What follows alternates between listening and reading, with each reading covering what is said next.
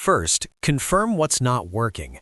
If you're using an external USB mouse, unplug it and plug it back in, and test a different USB port.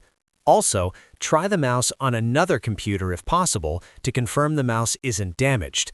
If it's the built-in touchpad, follow the next steps. Restart the laptop. This sounds basic, but it works a lot.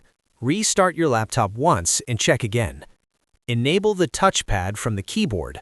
Many laptops have a touchpad on-off key. Look at the top row of your keyboard for a touchpad icon. Try pressing FN plus that key to enable it. On some laptops, it's FN plus F5 or F6 or F7, depending on the model. Turn on touchpad in Settings.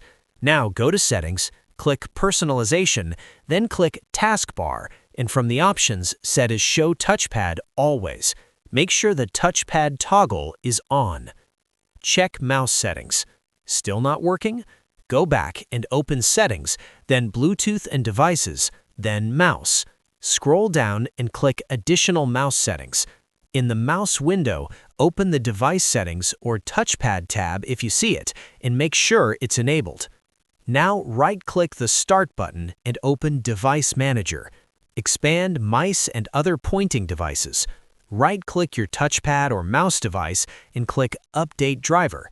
If it still doesn't work, right-click it again and select Uninstall Device, then restart your laptop. Windows will reinstall the driver automatically. And that's it.